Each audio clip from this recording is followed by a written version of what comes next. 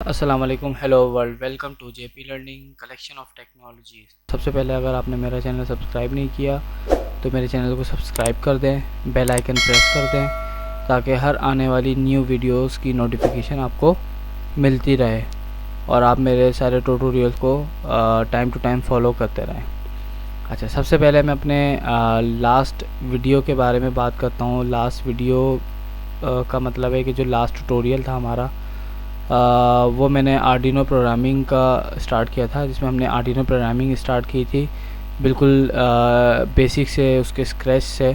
ठीक है, उसमें हमने देखा था कि आर्डिनो की जो प्रोग्रामिंग है वो किन 3 मेन पार्ट्स में डिवाइडेड है, उनको मैंने एक्सप्लेन किया। फिर उन पार्ट्स को, उन पार्ट्स के सब पार्ट्स को मैंने एक्सप्लेन किया, पूरा A to Z स्ट्रक्चर पूरा समझाया, एग्जाम्पल कोड रन करके दिखाया, हर एक चीज़ मैंने उसमें पढ़ाई। पे उसके फंक्शंस पढ़ाए, स्ट्रक्चर पढ़ाया, स्ट्रक्चर कौन कौन से ये भी बताया, फिर फंक्शंस पढ़ाया, फंक्शंस के अंदर जो उसके सब पार्ट थे वो पढ़ाए।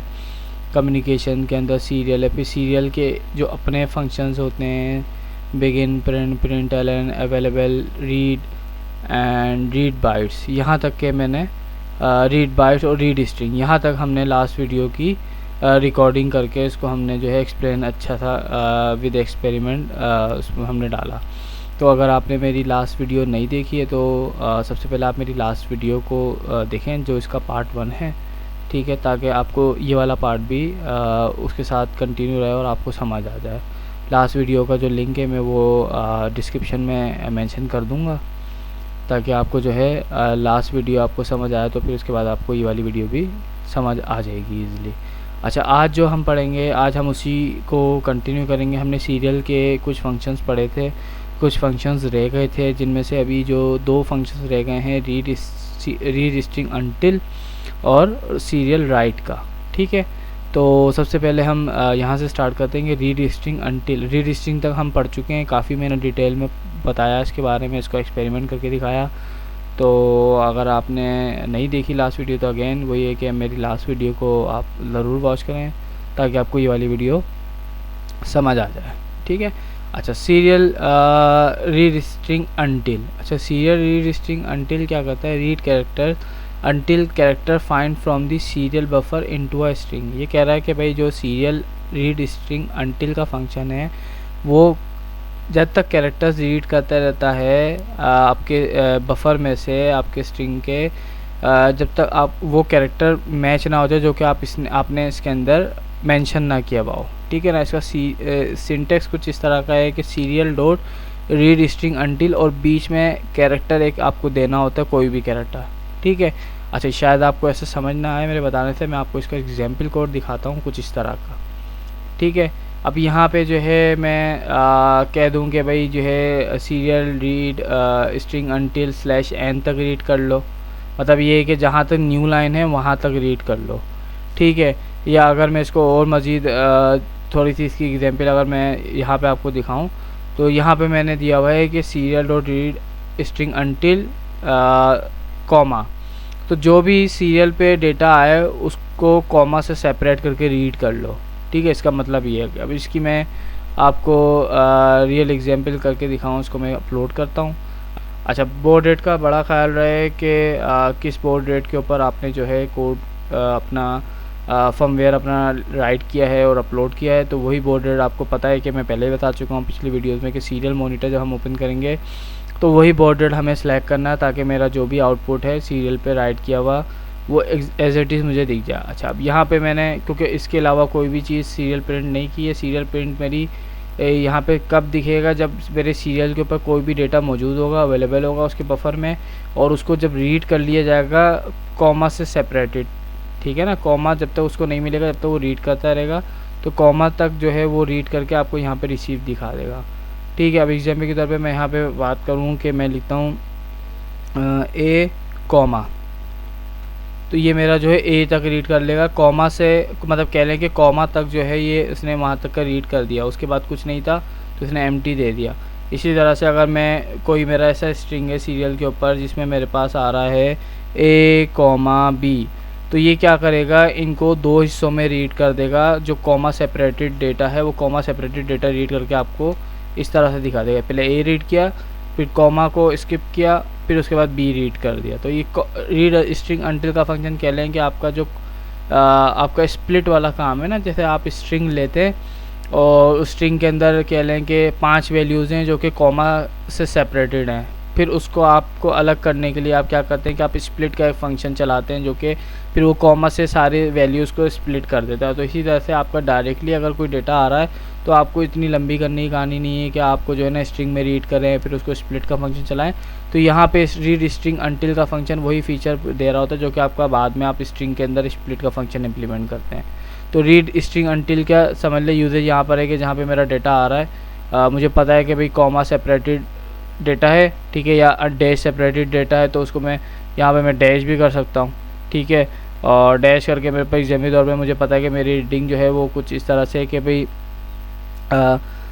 वैल्यू डैश और उसकी रियल वैल्यू, तो मुझे पता है जो बाद वाली वैल्यू है वो मेरी एक्चुअल वैल्यू, ठीक है ना। जैसे मैंने यहाँ सीरियल पे लिख रहा हूँ वैल्यू डैश और कोई एग्जाम्पल तौर पे कोई भी सेंसर की रीडिंग है या कुछ भी है, तो मुझे पता है जो मेरी सेकंड वैल्यू है, मतलब जो डैश के बाद वाली वैल्यू है वो मेरी असल काम की, तो मैं यहाँ पे जो सेकंड बार जो रीड होगा उसको मैं रख लूँगा और उसको रीड करके और उसको फिर मैं यूज़ कर लूँगा। तो आप इस तरह से इसको जो है ना सेपरेट करके रीड कर सकते हैं, तो आपका यूजेज स्प्लिट वाले फंक्शन का यहाँ पे ओवर कम हो जाता है, ठीक है।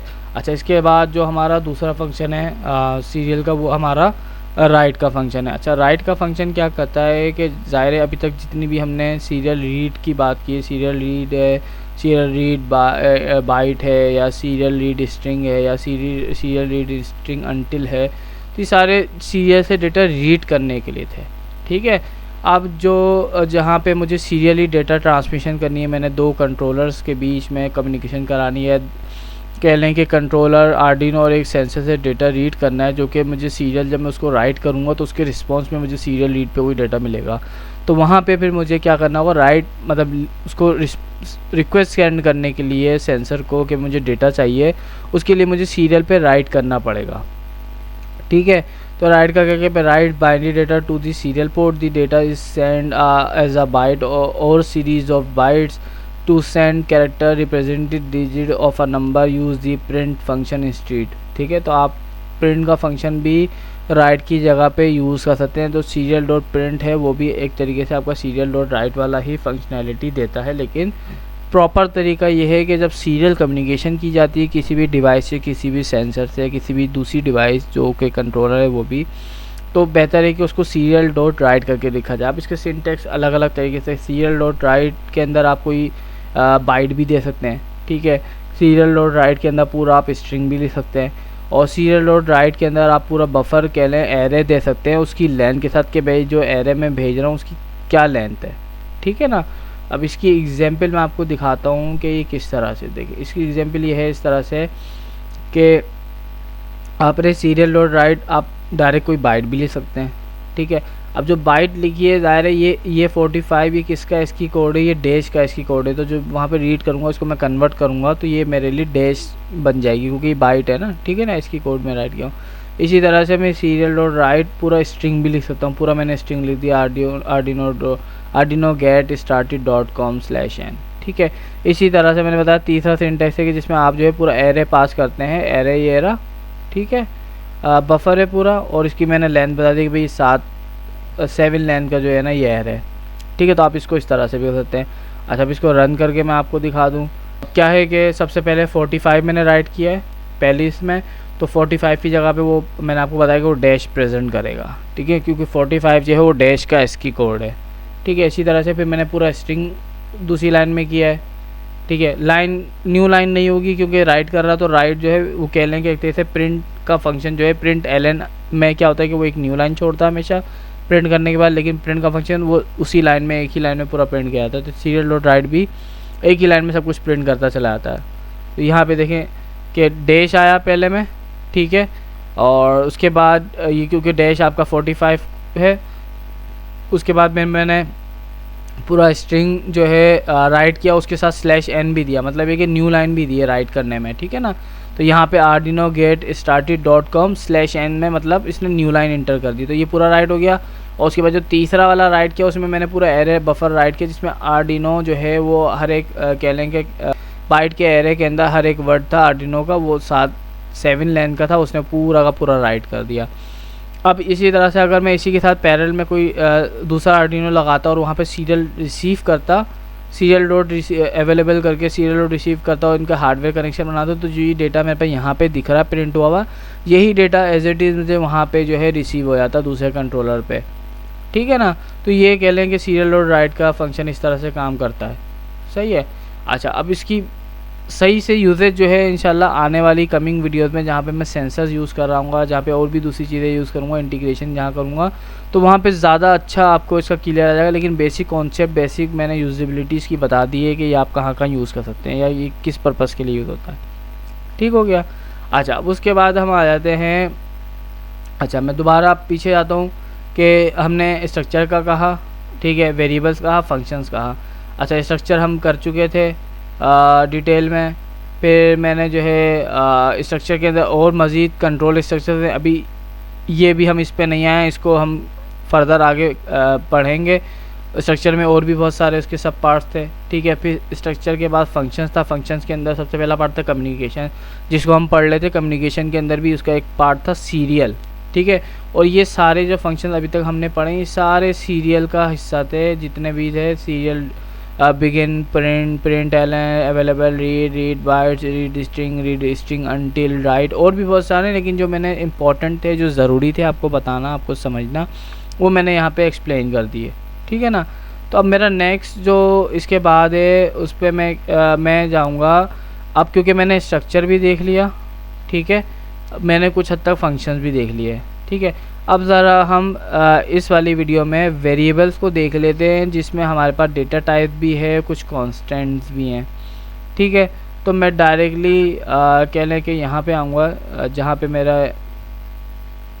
हमारे फंक्शंस हैं। ठीक है, फंक्शन वाला पार्ट स्टार्ट है। अच्छा, यहाँ से हमारे फंक्शन वाला नहीं, यहाँ जहाँ पे हमारे हम वेरिएबल्स पे आ जाते हैं, जहाँ से हमने जो है अब देखेंगे कि वेरिएबल्स एंड कांस्टेंट। तो सबसे पहले वेरिएबल्स को मैं देखूँगा। ठीक है, वेरिएबल्स के अंदर भी उसके सब पार्ट्स मैंने जैसे आपको दिखाया भी था लास्ट टाइम, के वेरिएबल्स के अंदर भी कह लें कि बहुत सारे सब पार्ट्स हैं, कांस्टेंट हैं, कन्वर्जन्स हैं, डेटा टाइप्स हैं, वेरिएबल स्कोप एंड क्वालिफायर्स हैं, यूटिलिटीज़ है। तो इसमें सबसे पहला पार्ट जो इम्पोर्टेंट है मेरे हिसाब से, जो आपको समझ आना चाहिए, वो डेटा टाइप्स है। ठीक है, तो सबसे पहले डेटा टाइप्स हमें समझना बहुत ज़रूरी है, ताकि मुझे पता हो कि भाई कि मुझे कहाँ पे किस टाइप का डेटा चाहिए या किस टाइप का डेटा की हैंडलिंग करनी है, तो मुझे उसकी डेटा टाइप पता होनी चाहिए। और इसी तरह से मुझे डेटा टाइप्स को सही से समझना पड़ेगा कि भाई कौन कौन सी डेटा टाइप्स होती हैं, किसकी क्या यूजेबिलिटी है, किसको कहाँ पे यूज़ करना एफिशिएंट है। ठीक है ना, तो ये सारी हमारी डेटा टाइप्स हैं, bool, byte, character, double, float, integer, long, short, string और एरे। ठीक है, ये तो टोटल में 10 डेटा टाइप्स पढ़ाऊँगा, जो कि मोस्ट कॉमन होती है हर एक प्रोग्रामिंग लैंग्वेज में। ठीक है, इसमें थोड़ा सा फ़र्क आ जाता है प्रोग्रामिंग लैंग्वेज के हिसाब से उनकी लिमिट के ऊपर।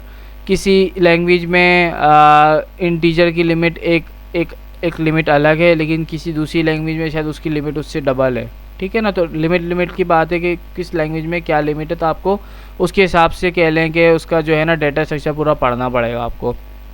मैं आपको जो पढ़ा रहा हूँ वो मैं आर्डिनो की प्रोग्रामिंग के हिसाब से पढ़ा रहा हूँ कि आर्डिनो की प्रोग्रामिंग में आर्डिनो के अंदर डेटा टाइप्स की क्या लिमिट्स हैं, किस तरह से उसकी जो है ना यूजेबिलिटी है। तो सबसे पहले हम शुरू करते हैं बूलियन। ठीक है, बूलियन से स्टार्ट करते हैं। बूलियन में क्या होता है कि भाई बूलियन में सिर्फ 2 वैल्यूज़ स्टोर हो सकती हैं, या तो ट्रू होगी या तो फॉल्स होगी। और हर एक वैल्यू क्या करता है, हर एक वैल्यू बूलियन के अंदर जो वेरिएबल है वो 1 बाइट आपकी मेमोरी, जो भी आपकी मेमोरी है आपके कंट्रोलर की, 1 बाइट उसकी कंज्यूम कर लेता है। खैर ठीक है, तो अगर आपने कहीं पे बूलियन का डेटा टाइप यूज़ किया तो कह लेंगे बूलियन अगर आपने लिखा तो आपके प्रोग्राम की, आपके कंट्रोलर की, जब वो प्रोग्राम रन होगा तो आपके कंट्रोलर की जो 1 बाइट मेमोरी है ना, वो उस वेरिएबल ने कंज्यूम कर ली। और इसका सिंपल सिंटैक्स क्या होता है कि आप लिखते हैं बूल, और बूल के आगे फिर आप जो है वेरिएबल का जो भी नाम देना चाहिए, यहाँ पे मैंने var दिया हुआ है, वेरिएबल बोल रहा हूँ तो, और इक्वल करके उसकी वैल्यू मैंने बता दिया आपको ट्रू या फॉल्स होगी। ठीक है ना, अच्छा, अब इसकी एग्जांपल मैं आपको देता हूँ। इसकी एग्जांपल मैं आपको रन करके दिखाता हूँ। एक और ज़रा हम डेटा टाइप देख लें इसके बाद वाली, उसके साथ ही मैं इसकी एग्जांपल भी आपको रन करके दिखाता हूँ। अच्छा, दूसरी डेटा टाइप है हमारे पास बाइट, ठीक है। अच्छा, बाइट क्या, अब byte stores an 8 bit unsigned number. जो बाइट है हमारे पास वो 8 बिट का अनसाइंड नंबर कह लें कि स्टोर करता है। उसकी रेंज क्या होती है, 0 से लेके 255 तक, मतलब 0 टू 255 तक की वैल्यूज़ को ये होल्ड कर सकता है। 255 से अब अगर चाहेंगे मैं 256 लिख लूँ तो ये कभी भी 256 को एक्सेप्ट नहीं करेगा, मतलब उसको ये होल्ड नहीं करेगा, वो 256 उसको दिखाएगा नहीं, ठीक है। अब इसका भी मैं आपको जो है इसका सिंटैक्स वही है सेम जैसे बूलियन का है, byte var equal to value, ठीक है। इसका एग्जाम्पल कोड कुछ इस तरह का है। अच्छा, इसमें मैं एग्जाम्पल कोड जो है वो सैम्पल कोड दोनों का दिखाऊंगा, बूलियन का भी दिखाऊंगा, बाइट का भी दिखाऊंगा, एक ही कह लें कोड के अंदर, ठीक है। अच्छा, अब ये आउटपुट आ रहा है, इस आउटपुट को ज़रा मैं इस कोड के साथ एक्सप्लेन कर दूँ, ठीक है। अच्छा, आउटपुट क्या आ रहा है, अगर मैं शॉर्ट टाइम स्टैम्प करूँ तो मुझे पता चलेगा स्टार्ट कहाँ से हो रहा है। स्टार्ट हो रहा है LED ऑफ से, उसके बाद नीचे आ रही है A इक्वल टू 255, ठीक है ना। अच्छा, ऑटो स्क्रॉल रोकता हूँ मैं ताकि आपको एक्सप्लेन कर दूँ। सबसे पहले मैंने क्या करा कि मैंने एक बाइट का वेरिएबल बताया, जैसे मैंने आपको बताया था कि बाइट का क्या सिंटैक्स होता है। बाइट, उसके बाद वेरिएबल का नाम, जैसे मैंने LED_pin इक्वल टू 5। मुझे पता है कि जब मैं एक LED पिन डिफ़ाइन करता हूँ तो मुझे पता है LED की पिन की जो वैल्यू है वो अंडर 25 या अंडर 50 है, तो मैं उसको इंटीजर टाइप की जगह पे उसको बाइट यूज़ करूँगा। ये एफिशिएंट तरीका है इसको यूज़ करने का, क्योंकि मुझे पता है बाइट की रेंज है 0 टू 25 और मुझे पता है जो भी मैं वैल्यू डिफ़ाइन कर रहा हूँ वो 255 से छोटी ही है, तो इसलिए बेहतर है कि मैं इसको बाइट यूज़ करूँ ताकि मेरे कंट्रोलर की मेमोरी कम से कम यूज़ हो, एफिशिएंट उसको मैं यूज़ कर सकूँ। वो मेमोरी मेरी जो मैं एक्स्ट्रा उसमें कंज्यूम कर जाऊँगा, अगर उसको मैं इंटीजर लिख दूँ तो फ़ायदा नहीं है, वो मेरी जो है ना इतनी मेमोरी ऑक्यूपाई करके बैठ जाएगा, हालांकि वो इतनी यूजेज है ही नहीं। मुझे पता है लिमिट मेरी जो है 50 के अंदर अंदर है, तो क्यों ना मैं उसको बाइट में जो है ना डिफ़ाइन कर दूँ। इसी तरह से मैंने बताया कि बूलियन का सिंटैक्स आपको बताया था, बूलियन और बूलियन के अंदर जो है उसका वेरिएबल नेम आ गया रनिंग, और इसकी वैल्यू दे दी। मैंने बताया कि इसकी वैल्यू या तो ट्रू होती है तो फॉल्स होती है, तो मैंने यहाँ पे फ़िलहाल फॉल्स लिखी हुई है, ठीक है। इसी तरह से एक और दफ़ा मैंने बाइट का एक variable A equal to 255 define किया हुआ। उसके बाद वही पता है आपको कि भाई सेटअप का फंक्शन होता है, बॉर्डर डिफाइन होता है, बिगिन होता है, सीरियल पिन मोड मैंने यहाँ डिफाइन कर दिया, क्योंकि वन टाइम जो काम होता है वो यहाँ पे करते हैं। लूप के अंदर मैंने बोला कि if running equal to true, अगर तो रनिंग वेरिएबल की वैल्यू अगर ट्रू के बराबर है तो क्या कर दो, serial.println LED ऑन प्रिंट कर दो, मेरी LED को हाई कर दो। एल्स इफ अगर तो मेरी रनिंग इक्वल टू रनिंग की जो वैल्यू है वो फॉल्स है तो उसमें क्या प्रिंट कर दो, LED ऑफ प्रिंट कर दो, मेरी LED को ऑफ़ कर दो, मतलब जो मेरी डिजिटल पिन है LED पिन 5 उसको लो राइट कर दो उस पिन के ऊपर। और उसके इफ़ के ख़त्म होने के बाद, एल्स इफ़ के ख़त्म होने के बाद मैंने लिखा serial print A equal to, और नेक्स्ट लाइन में A को मैंने प्रिंट कर दिया, जो A की वैल्यू थी वो मैंने प्रिंट करके 1 सेकंड का डिले दे दिया। तो मेरा आउटपुट क्या आ रहा है कि क्योंकि मेरे दायरे रनिंग की मेरी वैल्यू है फॉल्स, तो ये दायरे ये LED ऑफ प्रिंट कर रहा है। अगर मैं यहाँ पे LED रनिंग ट्रू कर दूंगा तो ये मेरी LED ऑन यहाँ पे प्रिंट होना शुरू होगा LED ऑफ की जगह पे। और यहाँ पे A की वैल्यू मुझे पता है 255 है, तो वो 255 तक होल्ड कर सकता है क्योंकि 255 ही लिमिट है। अगर मैं इसको 256 करता हूँ और इसी तरह से मैं इसके साथ साथ इसको भी ट्रू कर देता हूँ तो क्या होगा। अच्छा, ये इसका आउटपुट है। अब क्या हुआ कि अब क्योंकि रनिंग की वैल्यू ट्रू हो गई तो ज़ाहिर है अब वो LED ऑन प्रिंट करेगा, वो LED ऑफ नहीं करेगा, क्योंकि इफ़ एल्स इफ में से कोई एक ही ट्रू होगा, एक ही का आउटपुट आएगा। तो इसका मतलब है कि अगर रनिंग ट्रू है तो अब LED ऑन हो गई, मेरी पिन हाई हो गई। अच्छा, अब यहाँ पे मैंने लिखा था A इक्वल टू 256, लेकिन यहाँ पे मुझे प्रिंट करके दे रहा है A इक्वल टू 0। उसकी वजह यह है क्या, क्योंकि मैंने आपको बताया कि जो मेरी बाइट की रेंज है वो 0 टू 255 तक की वैल्यूज़ को होल्ड कर सकता है।